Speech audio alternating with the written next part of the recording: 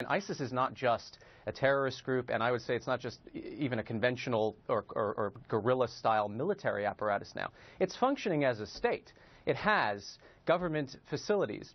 It provides medical treatment and food supplies, and it's controlling the Euphrates Dam in Syria and much of the oil supply in Syria now in northern and central Iraq. So in that respect, it's important to think of ISIS as something that's sort of trying to be a quasi-state entity. And indeed, I mean, they use social media very well to their advantage. And I think, it's important to understand what they're putting out is propaganda, and no one should take it at face value. It should always be kind of cross-checked in terms of what they claim to be doing versus what they actually are.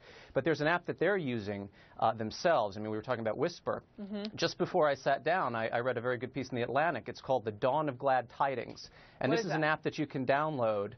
And basically, it's controlled by, I don't know who, probably ISIS Central Command. And anybody who downloads the app will have tweets that Central Command automatically post to their Twitter account as well. So what this is, it's sort of like a force multiplier effect for ISIS's propaganda. It makes them seem like they are everywhere throughout the internet. And so, for instance, the hashtag Baghdad would call up images that they dictated to Twitter. Images suggesting, we're going to bring hell and fury on the city.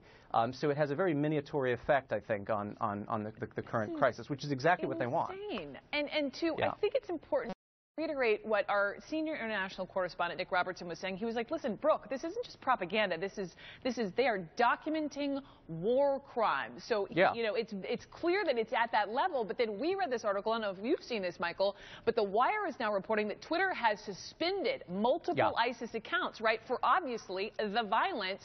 But then there's the criticism, because by doing that, that negates the opportunity down the road to prosecute war crimes. Right. I mean, I think, the incentive for doing that, and Western governments are going to argue this, is we want to stop the recruitment effort. I mean, they're using this as kind of a rallying cry to get, or a casting call, you might say, to get fighters not just from the region in Syria and Iraq, but all over. I mean, the UK, there's something like 400 foreign fighters from Britain who have now gone to join the civil war in Syria, probably most of them with groups affiliated with ISIS or certainly not the moderate Free Syrian Army types. So absolutely, there's going to be this sort of attempt at censorship. But ISIS is clever, and they find out ways to circumvent this. They're using, or they're saying they should use the Tor system, which is kind of like the shadow internet. The underbelly. Exactly. So now I think, as we try to adapt to their methods, they're going to adapt to ours.